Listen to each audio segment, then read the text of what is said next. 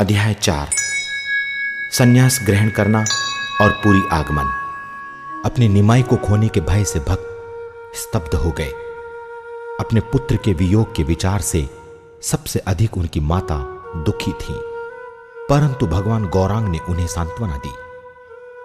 माता श्री, कृपया लोभ, क्रोध, मिथ्या अहंकार, माया अथवा निरर्थक तापों से प्रभावित ना हो। विचार करें कि आप वास्तव में कौन हैं, आपका पुत्र कौन है और आपके पिता कौन है। तुम्हारा और मेरे जैसे झूठे पदों पर विलाप क्यों? स्त्री कौन है, कौन किसका पति है? एकमात्र वास्तविक आश्रय कृष्ण के चरण कमल है। केवल कृष्ण ही पिता हैं और सखा है। कृष्ण ही परम भगवान है, वे ही परम धन हैं। कृष्ण के बिना प्रत्येक वस्तु निरर्थक है। भगवान की मायावी शक्ति द्वारा संचालित ये जगत यंत्र की भांति नियंत्रित है। प्रत्येक प्राणी दंभ तथा झूठे अहंकारवश कष्ट भोगता है। जो अपने कर्म फलों को जानता है वो पुण्य कार्य करता है, फिर भी उसके कर्म फल उसे अगले जन्म में बाधित करेंगे। कृष्ण को भूलकर ऐसे मूर्ख भौतिक जगत में विभिन्न योनियों में जन्म लेते हैं। 14 भुवनों में घूमने के पश्चात अंततः कोई मनुष्य जीवन की दुर्लभता को समझ पाता है। ये अनित्य भौतिक अस्तित्व एक क्षण में नष्ट हो सकता है। मनुष्य जन्म की दुर्लभता को समझकर जीव को भगवान की सेवा करनी चाहिए तथा माया से मुक्त हो जाना चाहिए। ये शरीर केवल कृष्ण की सेवा के लिए है। मात्र कृष्ण को प्रेम करने से आप जीवन मृत्यु के चक्र से मुक्त हो जाएंगी। माता, आपने जो प्रेम मुझे दिया है, यदि वही प्रेम आपने कृष्ण को दिया होता तो आपको असीम लाभ प्राप्त होता।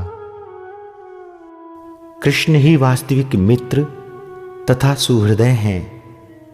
जो वास्तविक माता पिता हैं, वे अपनी संतान को कृष्ण के चरणारविंद के प्रति शुद्ध प्रेम प्रदान करते हैं। मेरा हृदय कृष्ण की विरह में विलाप कर रहा है। आपके चरणों पर गिरकर मैं प्रार्थना करता हूं। आपने जीवन भर मुझे बहुत प्रेम दिया है। मेरी मुक्ति होने से आपकी मुक्ति भी सुनिश्चित है। कृपया मेरे प्रति मोह त्याग करें तथा कृष्ण के चरण कमलों की सेवा करें। कृष्ण प्रेम प्राप्त करने के लिए मेरा संन्यास लेना आवश्यक है। फिर कृष्ण प्रेम के इस धन को मैं अनेक देशों में लेकर जाऊंगा। अन्य माताओं के पुत्र स्वर्ण और रजत के क्षण भंगुर खजाने लेकर आते हैं, जो केवल दुख और मृत्यु का कारण बनते हैं। धन और ऐश्वर्य का भोग करना जीवन का लक्ष्य नहीं है। कृष्ण प्रेम इस तथा भावी लोक में नित्य तथा अविनाशी है। हर जन्म में हमें माता पिता प्राप्त होते हैं, परंतु आध्यात्मिक गुरु दुर्लभता से प्राप्य हैं। मनुष्य जीवन में जीव को गुरु तथा कृष्ण की सेवा के महत्व को समझना चाहिए।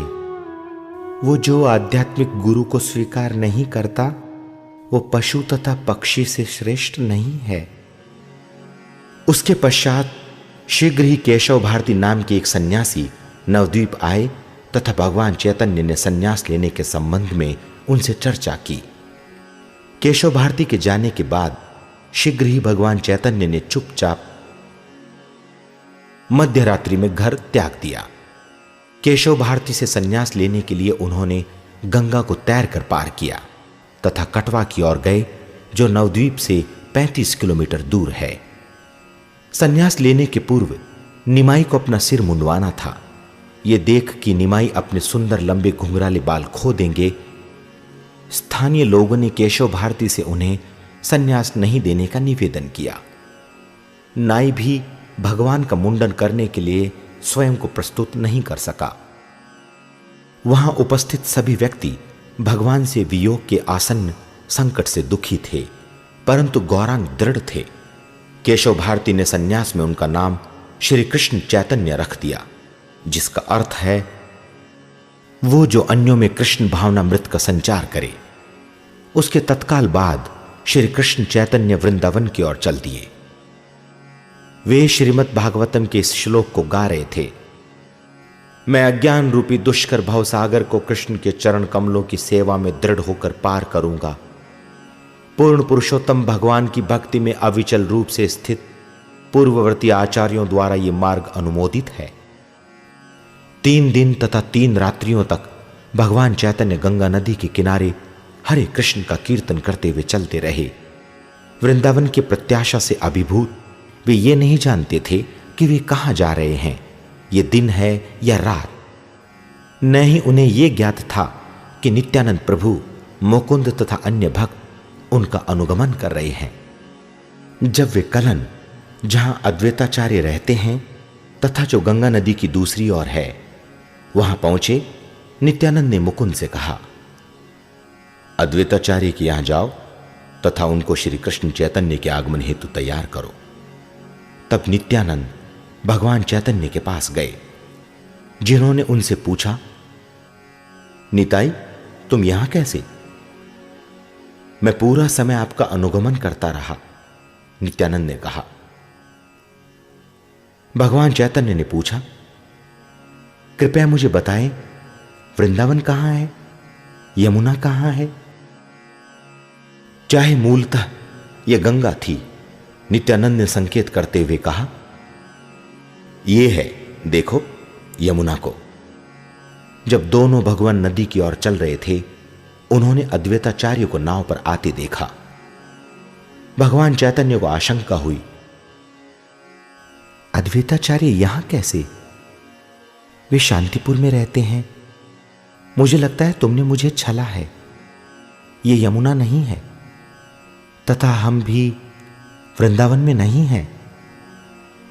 अद्वैताचार्य ने अनुनय किया, प्रिय भगवान, आप जहां हैं वहीं वृंदावन है, आप वृंदावन को हृदय में रखते हैं।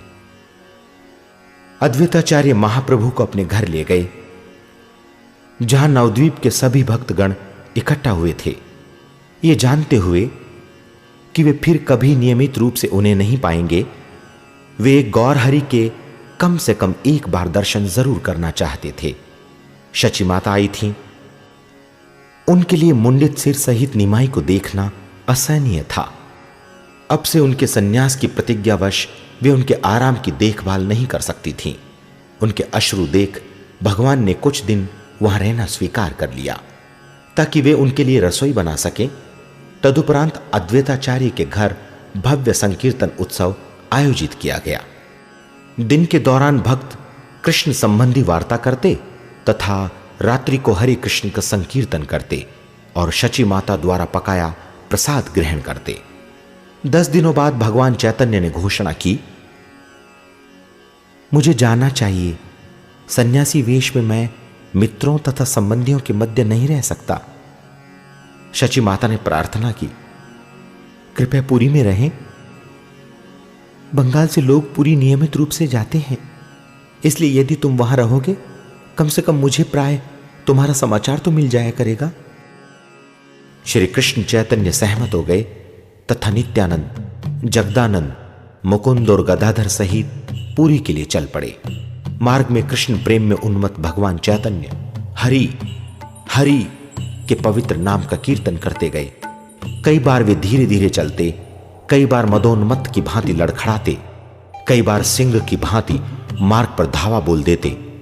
आनंद में निमग्न नृत्य के समय भगवान नाम करसते। कई बार वे अचानक रोने लगते।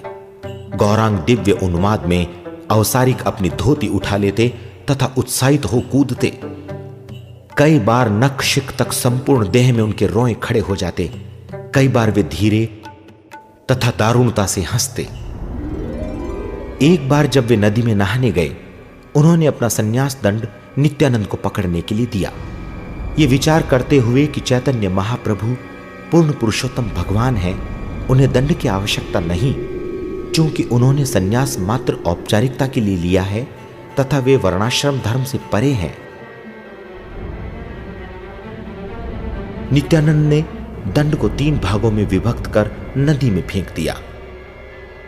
जब भगवान चैतन्य स्नान करके आए तो उन्होंने नित्यानंद से अपने दंड के बारे में पूछा। नित्यानंद ने कहा, नृत्य करते समय आप उस पर गिर पड़े तथा वो टूट गया, अतः मैंने उसे फेंक दिया।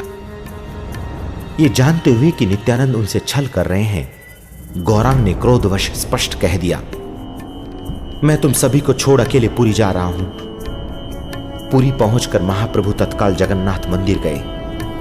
पूरी यात्रा के दौरान उनका निरंतर ध्यान भगवान जगन्नाथ यानी कृष्ण पर था।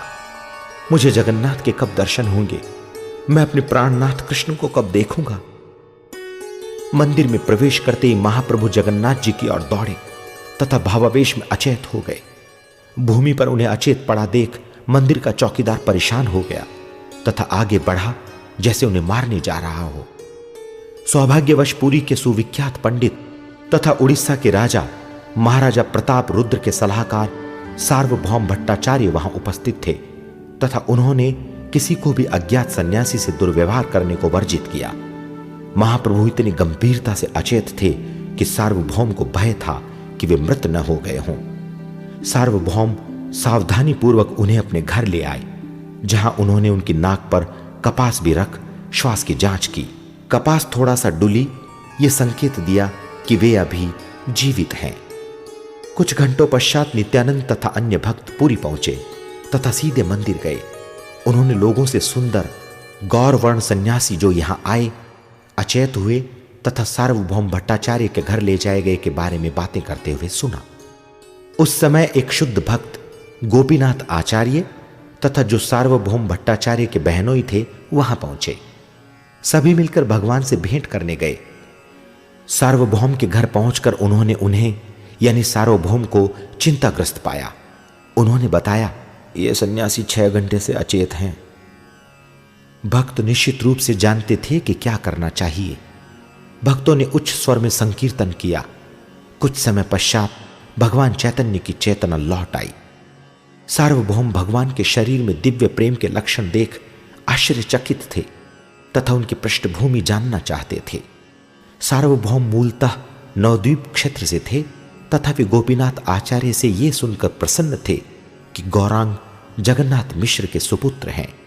परंतु सार्वभौम ने इस पर आपत्ति जताई जब उनके बहनों ने श्री कृष्ण चैतन्य को परम भगवान कहा। इस बात पर जब शास्त्रीय चर्चा उपरांत सार्वभौम संतुष्ट न हुए तो गोपीनाथ आचार्य ने दृढ़ता से कहा, पूर्ण पुरुषोत्तम भगवान आपके घर में हैं, परंतु आप उन्हें पहचान नहीं सकते। सार्वभौम वेदांत में प्रकांड विद्वान थे तथा गृहस्थ होते हुए भी सन्यासियों को पढ़ाते थे। भगवान चैतन्य की दिव्य स्थिति से अज्ञात तथा ये विचार करते हुए चूंकि वे युवा तथा सुंदर हैं, उनके लिए सन्यास का पालन दुष्कर है। सार्वभौम ने उन्हें सन्यास में दृढ़ रहने के लिए वेदांत सूत्र का शंकराचार्य कृत अद्वैत भाष्य पढ़ाने का प्रस्ताव दिया। परंतु 7 दिनों तक प्रवचन करने के उपरांत सार्वभौम ने पूछा, प्रिय, तुम सब कुछ सुनते हो परंतु कुछ पूछते नहीं। मैं नहीं जानता कि मैं जो कह रहा हूं वो समझते हो या नहीं। गौरांग ने उत्तर दिया, मैं वेदांत समझता हूं परंतु आपकी व्याख्या नहीं, ये यथार्थ नहीं। सार्वभौम को धक्का लगा। भगवान चैतन्य बोलते रहे, एक व्याख्या को श्लोक के अर्थ को स्पष्ट करना चाहिए, न कि अन्य मत से उसे ढक देना चाहिए। जैसे आपकी व्याख्या, वेदांतों में पूर्ण पुरुषोत्तम भगवान की सर्वश्रेष्ठता स्पष्टता स्थापित की गई है, परंतु आप मिथ्या व्याख्या से वास्तविक अर्थ को प्रच्छन्न कर रहे हैं। उस समय श्रेष्ठ वेद ज्ञाता से सुविख्यात सार्वभौम ने परम सत्य को निराकार यानी गुण तथा नाम रहित स्थापित करने हेतु असंख्य तर्क दिए। चैतन्य महाप्रभु एक एक करके सभी सिद्धांतों का खंडन करते गए जब तक अंततः सार्वभौम ने भगवान के समक्ष पराजय स्वीकार कर समर्पण नहीं किया। सार्वभौम पर कृपा दर्शाते हुए भगवान ने उन्हें अपना षड्भुज स्वरूप दिखाया। भगवान राम की 2 भुजाओं में वे धनुष तथा तीर पकड़े, 2 अन्य कृष्ण की भुजाओं में बांसुरी थामे तथा अपनी 2 भुजाओं में संन्यास दंड तथा कमंडल लिए थे। अपने ऊपर हुई कृपा से उल्लासित भट्टाचार्य शुष्क तर्क का अनुसरण त्याग कर भगवान चैतन्य के प्रमुख अनुयायियों में से एक बन गए।